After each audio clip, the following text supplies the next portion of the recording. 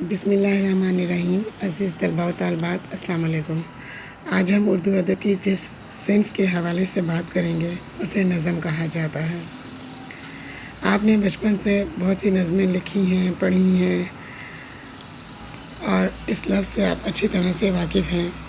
آپ کی کتاب میں بھی بہت سی نظمیں موجود ہیں، جن میں پہلی نظم ہے نذیر اکبر آبادی کی نظم، جس کا نام ہے رہے نام اللہ کا، اور آپ کی کتاب کے صفحہ نمبر 125 پر یہ نظم موجود ہے۔ اس نظم کا مرکزی خیال آج ہم بنائیں گے۔ نظم کا مرکزی خیال لکھنے سے پہلے ہمیشہ شاعر کا تعارف بیان کیا جاتا ہے، جو کہ چند جملوں یا چند لائنوں پر مشتمل ہوتا ہے۔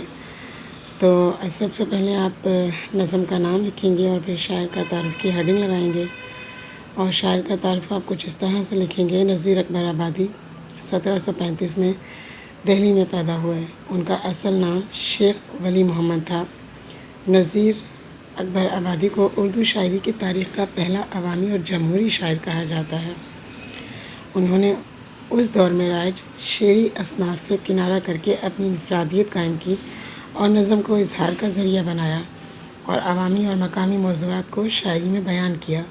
نذیر کے ہاتھوں ہی اردو نظم کی بنیاد پڑی۔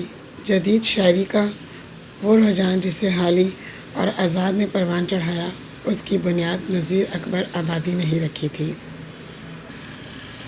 عزیز طلبہ، اگر اس نظم کا مرکزی خیال یا اس نظم کو لکھنے کے پیچھے شاعر کا جو تخیل تھا، اسے اب چند الفاظ میں مختصر سے مختصر ترین کر کے بیان کرنا چاہیں تو وہ یہ ہے کہ اس دنیا میں موجود ہر چیز، چاہے وہ کتنی ہی طاقتور کیوں نہ ہو، ایک نہ ایک دن فنا ہو جائے گی، اور صرف اللہ تبارک و تعالیٰ کی ذات بابرکت ہمیشہ قائم و دائم رہے گی۔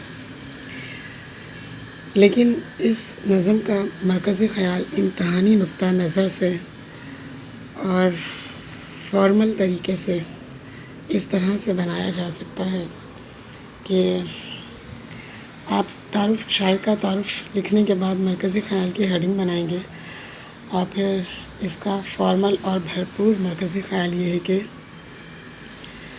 نظم رہے نام اللہ کا میں شاعر نذیر اکبر آبادی نے بنیادی طور پر اس دنیا کی بے ثباتی اور فانی ہونے کا ذکر کیا ہے اور بتایا ہے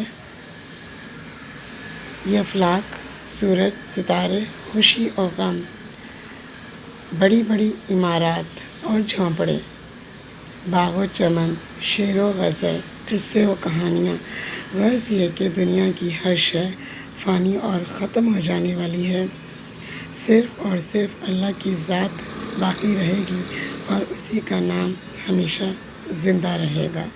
لہٰذا اس دنیا کی رعنائی، کشش اور خوبصورتی میں گم ہونے کے بجائے اللہ تعالیٰ کی عطا کردہ نعمتوں کا شکر بجا لاتے ہوئے اپنی زندگی بسر کرنی چاہیے، اور ہر لمحہ یہ یاد رکھنا چاہیے کہ ہمیں ایک دن اسی کے حضور پیش ہونا ہے، اور یہ بھی خیال رکھنا چاہیے کہ صرف اللہ تعالیٰ کی ذات ہے جو ازل سے ہے اور ابد تک رہے گی۔